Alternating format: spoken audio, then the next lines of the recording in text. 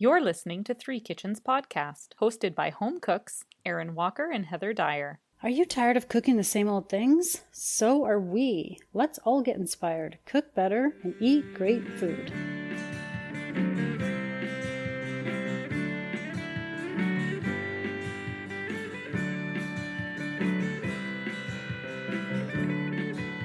So, hello and welcome to Three Kitchens Podcast. My name is Erin Walker. I was going to say my name today. My name is Erin Walker, and I am your host today. And I am joined with Heather Dyer. And we gave you a teaser last week. We have a special guest, Gillian Seguin, and she is an associate wealth advisor with the Reyes Group. And if you tuned in last week, we spoke with her partner, John, and they are co-hosts of a Bearable Conversation podcast. So thanks, Gillian, for joining us. Thank you for having me. Thank you very much. I'm excited about this. Oh, good. And just we were told in advance that you need to state your full title in a specific way, just for whatever rules you've got going on over there. So please do. Right, for compliance rules, which we love. You did a great job. So Gillian Seguin, Associate Wealth Advisor with Reyes Group at IA Private Wealth. Okay, we've now checked that box. Yes. Okay, so we heard a little bit from John last episode about your podcast, A Bearable Conversation. But as we've I think we chatted about it, or we certainly did before this recording, about how it's very much the dynamic between the two of you. And it gets kind of interesting and a little bit fun. You were just saying how you poke fun of John for rambling. How would you describe A Bearable Conversation and what people can expect from it when they tune in? Yeah, I think John and I are very much who we are in the business world with our clients as we are, in our personal lives. We are young. We like to pick at each other, much like a married couple.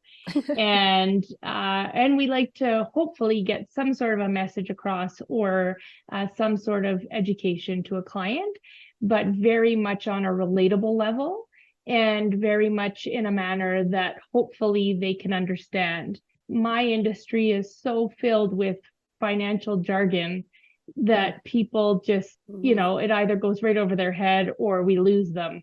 And so hopefully with a little bit of humor in a very relaxed environment, we can get a message across that people want to listen to and can walk away with a kind of afterwards. I've certainly felt that because I've been watching. I like the video because you really do see the kind of dynamic between the two of you when you watch. You get the eye rolls and the little kind of jabs that you make toward each other. John making fun of your outfit, or you're like telling him to stop rambling about hockey or whatever it is. Like it's taking a subject about like finance and wealth management and making it approachable and kind of fun to watch you guys talk about. And it's not scripted and formal, which I really appreciate. I appreciate you saying that. Yeah, I think that's sort of the biggest market or area that we're trying to corner is those people that find, the financial conversations on BNN or, reading the Globe and Mail intimidating. Finances are a very emotional aspect of people's lives. And so we just hope that we can turn it into something that they're not scared of, that they're not bored of, and that they actually want to get involved in to some degree. That's awesome. So how do you come up with what topics that you go after on the show? Or is it just kind of what rolls out in a day? Because John was mentioning in our last interview that he's very unscripted. Yeah, very. Yeah, I think our topics are either something that our friends have asked us about, something that we hear is topical just in the financial world. Maybe it's a monetary policy out of the government, change of capital gains taxes, or, it can be something like that, or it could be something really on a macro level, John and I just came back from our advisor summit in Montreal, and I went to 2 breakout sessions.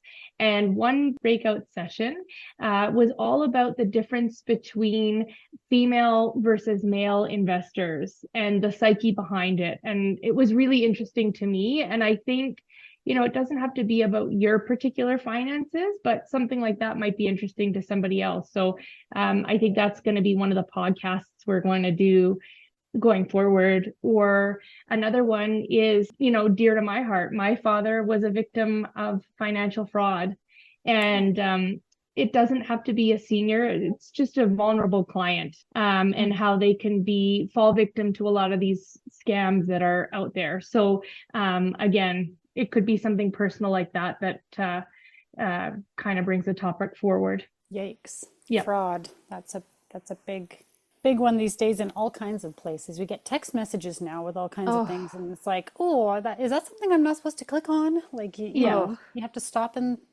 pay attention because it's everywhere now. Mm-hmm. Absolutely.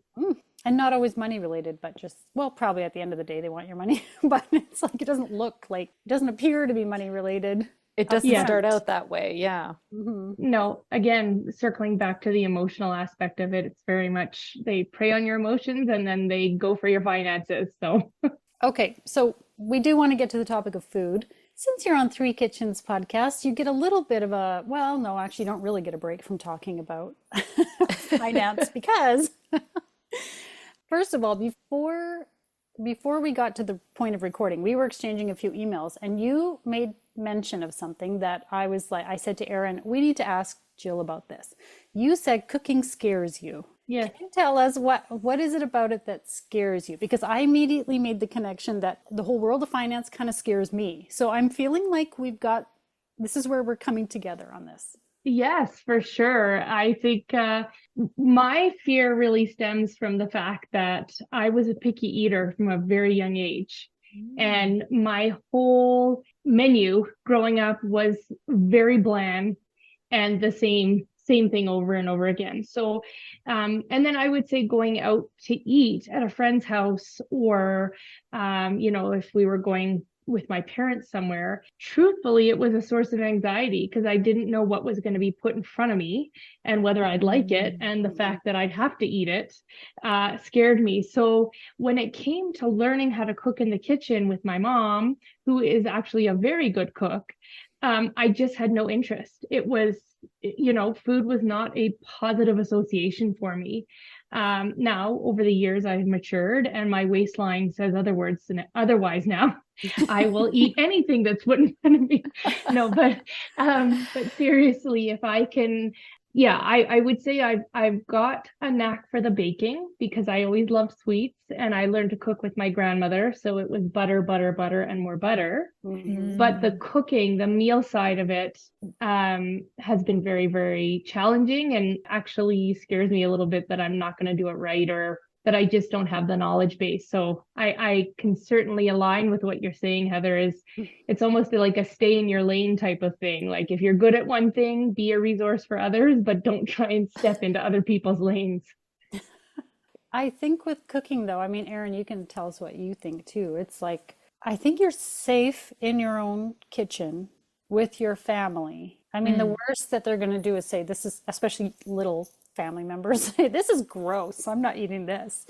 And you just go, well, I tried. It's like what's the worst that can happen? Mm-hmm. For me, it's not knowing the different ingredients. Like I feel like by now I should have a knack for, how to use thyme and herbs or, what spices are out there, or when you're looking at a meat in particular, how to recognize if it's cooked or not, or Mm-hmm. And this is one of the reasons we started doing this podcast. Yeah, is because we found ourselves asking each other, what would you do? I want to make this. Have you ever made it? What would you do with it? Because we didn't know either. And there's lots of things that we never tried and didn't have a clue about. And we still don't. We certainly don't claim to be experts in any way. And we've had some amazing guests come on and we ask them the dumb questions. Mm-hmm. We didn't know what the different cuts of meat from the cow Or like if you get a shoulder roast versus a rump roast, you cook it the same? I don't know. Like there's and all these, you just have to ask questions, I guess, right? Yeah. And it's also sort of intimidating to experiment when you know that you've got to eat it, kind of feeling like if I make this for dinner, this is for dinner. And Yes. if it doesn't turn out great, you feel guilty about having to throw it away if it's really Well, inedible. It's complicated, even if it's your own family saying, like, ew, this is gross. And you're like, yes, I will never make the yucky salad again. Okay. But like, but also if you spent like 2 hours on it, then you feel like, so defeated because it's like I put all this effort and time into it and it's terrible. What did I do? You know? I and then it agree. makes you negatively reinforced. Like, well, I don't want to try something new again. I'm just going to stick with that pasta dish I know. I would say too, just being a young mom and a full-time career, my time is so finite. So to spend 2 hours on a meal that I'm going to throw away, number one, and then have to start over again and make another meal, that's the first thing. And secondly, with the cost of groceries these days, knowing that I might be putting food to waste is also a big ouch in my pocket. I'd like to hear what you ladies think about, these good food or HelloFresh kits that come for someone like me who have all your ingredients sort of measured out and a real step-by-step instruction with pictures as kind of I guess, a way to start into this world versus picking up a big, thick, cookbook from chapters and, going from there. So we've tried HelloFresh and Fresh Prep, I think was the other one that we tried. And I think it is an awesome entry point. Or just even if you're a confident home cook, but you don't have time on Tuesdays and Thursdays because those are the nights that you're going in 3 different directions and you don't have time that night and you want something that's ready to go. I think it's great. You still pick your menu based on what you all like. And because it's so straightforward and you've got those pictures and you've got the instructions and you may have a whole vegetable that you have to cut, but you're going to use the whole thing. So that's your portioned piece, right? And we have found that we haven't done it in a while, but when we did, it was also a great way of introducing it to the kids, to get them involved because they can follow those instructions, even if it's just to get those few wins. You're feeling confident. Yes, I can do this. And then you can always keep that card and replicate it for yourself. You don't, buy your own groceries and make the thing again.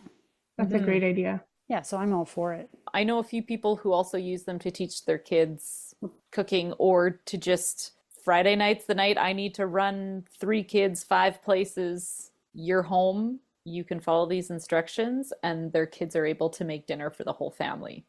And I think that's brilliant. It will be when my kids are old enough to do that.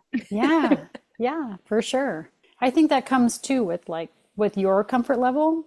So if you do it a few times, then you know that it's easy enough. You can kind of judge whether they can handle it.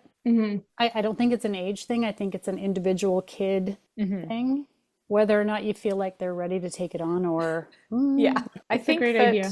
I feel like I started cooking more when we had kids. I was very much the same that you describe. I baked with my grandma. I loved sweets, but the whole cooking a meal thing, like every piece of chicken was dry. Everything that I tried to make didn't turn out so great. I relied a lot on like crock pot meals because you set it and forget it. It's consistent and pretty much the same. And then when we had a family, it was the time that I started cooking more and learning more about what I could do to make food at home, finding those things that everybody liked eating and just exploring it more and just talking within, I don't know, mom culture, because a lot of it is around what you're cooking to feed those people all day, every day, 3 times a day. That's right. It feels endless, right? So it's a good time too I know my kids is we're both kind of learning at the same time, and they can contribute ideas that I'm like, that's a fabulous idea. And to have that building our both of our confidences in working in the kitchen is a great thing. Yeah, I want to try also and break that cycle, my cycle with my little ones too, right? Mhm. I don't want them to have maybe the anxiousness that I do when I cook a meal. So, and I think I have pretty much answered my own question, is that getting them in the kitchen early will help. And just if I could kind of draw an analogy too between what John and I do and the cooking, it's very similar. We get a lot of parents coming to us saying, how do I introduce finance, the world of finance, to my kids? How do I start getting them interested in investing or just learning what the value of the dollar is? And it's the same thing, starting young and kind of having a really relaxed conversation with them, because they just don't have that type of class per se in school yet. And it's so important. It's so important that they learn early, because the minute they walk on a university campus, somebody's going to shove a credit card in front of them, and they won't know necessarily what that means from a liability standpoint. So yeah, so I think I got to get my kids in the kitchen is what I'm trying to say. Yeah, for sure. Like, I don't remember learning anything really about finance in school. I mean, school was a long time ago. Maybe I've forgotten, but but we had this class. I don't know if you guys did as well, but it was called Career and Life Management. Did you have that class? They called it COM. It still And exists. oh, does it? I hope it's improved, because they were trying to teach us to balance a checkbook. I'm like, this is really not the most Oh, important really? thing I should know about. Like, this is too basic. There's lots of things I didn't know about. I still don't know about a lot of Yeah. things. That's why I've got people like Jill and John to help, Yeah. because I have no idea. And Well, I'm it almost makes to the point now where I'm like, I don't even want to learn because it feels daunting, right? Yeah. And I think that's probably the same for lots of people at home with cooking too. It's like, well, yes, I know I could learn, but it feels like so much work. Yeah, and especially with all these new kind of do-it-yourself platforms that are available to people to go and manage their own finances, and trade, make trades cheaply. That entices people, but you have to have a little bit of the wherewithal. So, but I'm really keen to lean on you guys for the cooking part of it. And we'll lean on you for the rest of it. Okay. So I think there was some discussion in advance of the recording about you were thinking of using a recipe as like a metaphor for financial or wealth planning. What does that Yeah. look like? Yeah, so when I think about a recipe, and we'll do the baking side because that's all I think about, not the cooking side. We got sweet tooths too, so that sounds There you go. perfect. Is when you're given a recipe or even, one of those meal kits, if you follow it to a T, your output is going to probably be good. And you'll have what you were hoping to have. Very often I see those images on the internet, those nailed it images. Have you seen those where Oh, yeah. you see like this perfect cake and then somebody has totally created a botched imitation and, coin nailed it. Yeah. And so if you have kind of the experience and the knowledge and use the ingredients as instructed, you'll get the positive outcome, or hopefully the outcome you were hoping for. If you don't and you wing it, you're probably going to end up with a nailed it meal, and not something to be overly proud of. And I think, when we think about the financial planning aspect of what we do, those ingredients that you need to put in to come out with a comprehensive financial plan is important. And there's a saying that we use, and I'm sure it applies anywhere, is garbage in, garbage out. So if you're not fully transparent and you don't collect all of the financial information that we need, those ingredients, your assets, your liabilities, your financial goals, all that stuff are those ingredients that go into the financial plan. I just think if you follow sort of the route or the journey that we can lead our clients on, hopefully in the end, you'll get that comprehensive plan or that meal that you're looking for. I think it's a great metaphor for it. we've talked on this podcast many times about the whole winging it thing, because I do kind of do that in the kitchen. Do you? I do. And I've talked about this a couple episodes ago. We were talking about how sometimes it works. And when it works out and your family or whomever goes, wow, like this meal turned out so great. How did you do that? And then you're like, yeah, I'm killing it over here. I don't need a recipe. Like, look at me. And then you get too cocky and full of yourself and you think that you can just wing it every time. And then you end up with the nailed it or the Pinterest fail, as you also hear, right? It's not the perfect thing you envisioned. Suddenly it's not working out. What am I doing wrong? I thought I was so good at winging it. And I think probably the same thing happens to people with finance, where it's like it works out a couple of times until they're not good at it, right? Yeah, and it's particularly in finances, it can be a very costly mistake. You know, we talked about if we have a mistake in the kitchen, we can biff it out and probably boil some more water and make pasta. But in my world, you can't very well, depending on what stage of life you're at. If you're sort of in the back half of your earning years and you're facing retirement and you make a big financial mistake at that point, it's huge and very, very hard to recover from. So that is also why we say learn when you're young, which again is that parallel that we were just talking about. Start when you're young, when you can afford to make a few mistakes and you can kind of get better over time. And this is a marathon. It's not a race. You're going to hit roadblocks along the way.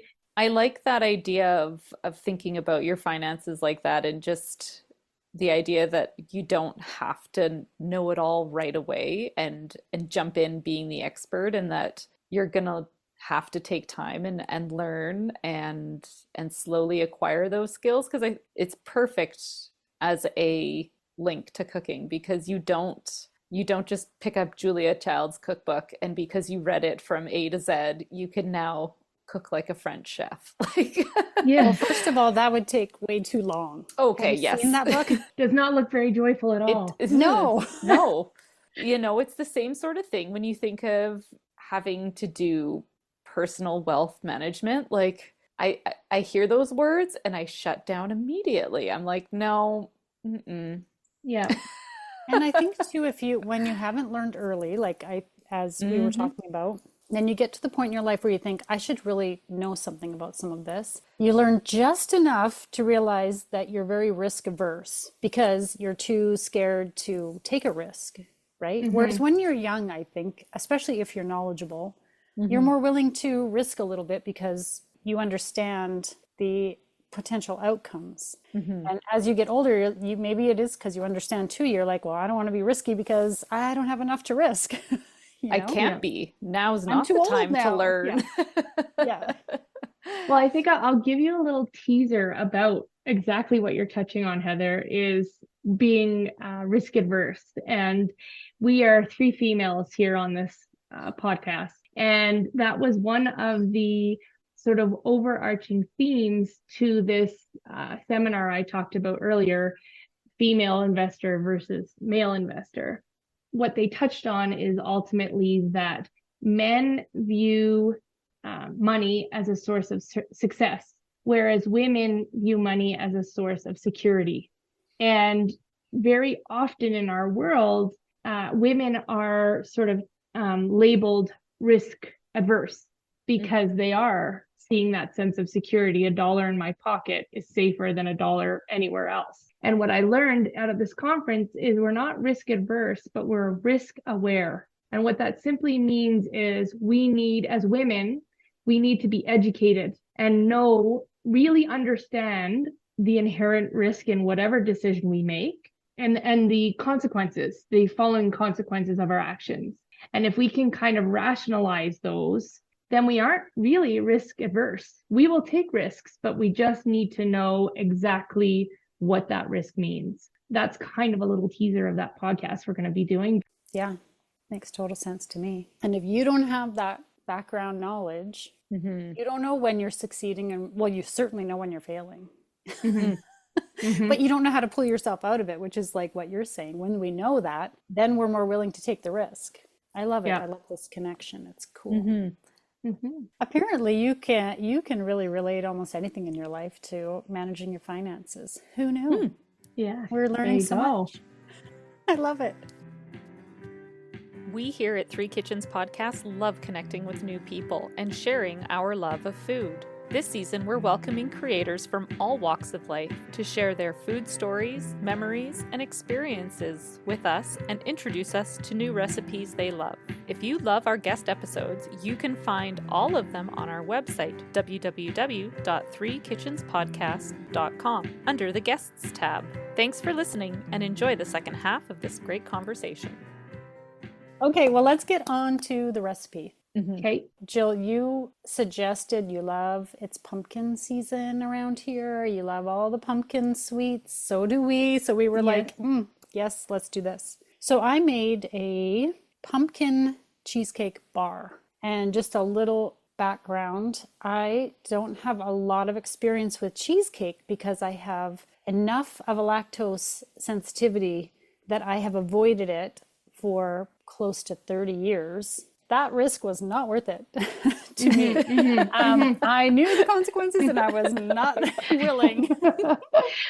But recently there's a lot more lactose-free dairy products that are available just at the grocery store. I don't have to go out of my way. They don't really necessarily cost any more than anything else. So yay, I can get cream cheese, I can get whipping cream, I can get milk, whatever I need without going out of my way to like adjust it to cashew or something that I can't be bothered to do. So this is a super easy recipe. You can do it with the regular old lactose laden dairy. I just chose not to for me.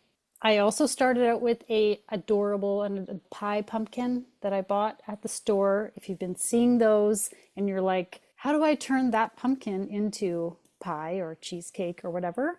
I will post something on our social media showing the process, but basically you're just going to cut it in half and roast it, scoop it out and puree it. And now you can make pie or cheesecake bars or whatever. And of course you can use canned pumpkin puree. Just don't buy the pumpkin pie filling. That's something different. I experimented a little bit with the crust of this. So typically cheesecake is like a graham cracker. What do you mix with it? Melted butter and granulated sugar, press it in your pan. But because we were on kind of a gluten-free kick when we were talking with John last episode, I used a similar recipe, but it uses quinoa flour and a little bit of tapioca starch and the melted butter and cinnamon. And then you press that into your pan. So it has a bit of a different texture, gluten-free, if that's something you're interested in. But of course, you can use the graham crackers if you want. Going to preheat your oven to 350. Press in your bottom layer that we just discussed first. Then you're going to mix together pumpkin puree with pumpkin pie spice and a little bit of flour. Again, I went gluten-free. I did the tapioca starch instead.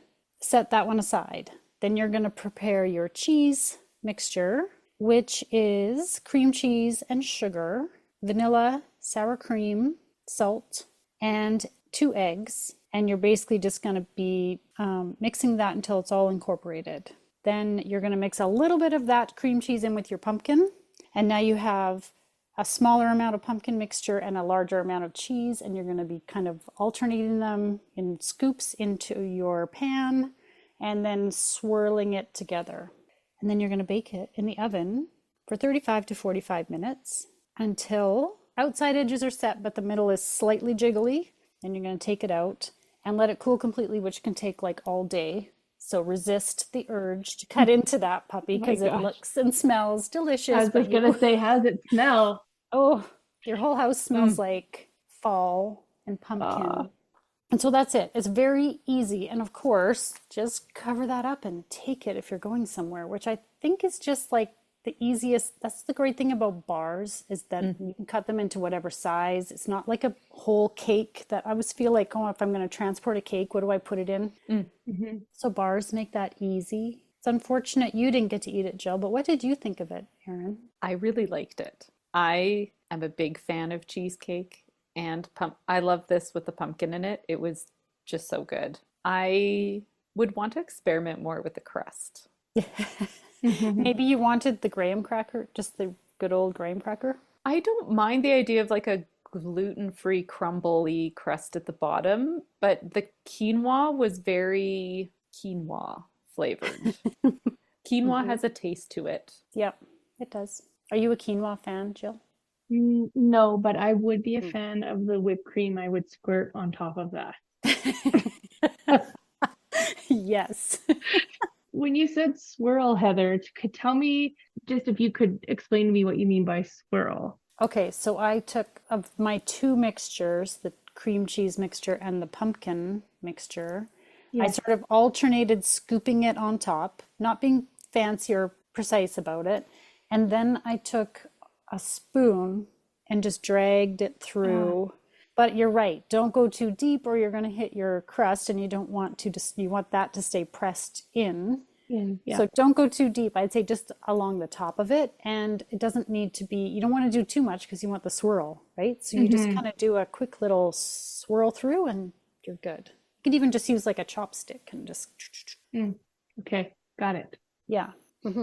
I thought it was great. And obviously, like I said, I haven't eaten a lot of cheesecake in most of my adult life, and I really thought it was delicious. Maybe because I haven't. And that I was like, oh my God, this is so good. It was so good. Look what I've been missing all my life. I know. I'm so glad you made it, because I was looking at the recipe, obviously, when we were discussing what to do for this podcast. And I was like, a cheesecake. Everyone always thinks, make a pumpkin pie or, something like that. But a cheesecake, I was like, oh, this looks really, really good.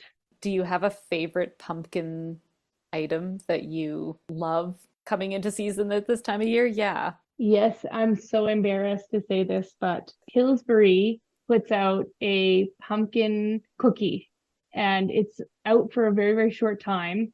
And the chocolate chips are they're not chocolate chips, they're like cream cheese chips in the cookie.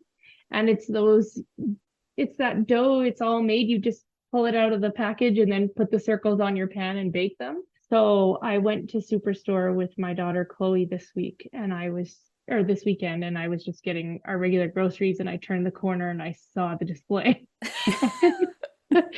And they're great to freeze. You can just buy them and throw them in your freezer and enjoy them all year. So I filled my cart, and when I came home with the grocery bags, I put them on the kitchen counter, and my husband went to help me unpack, and I just said, don't judge me. Just don't judge me.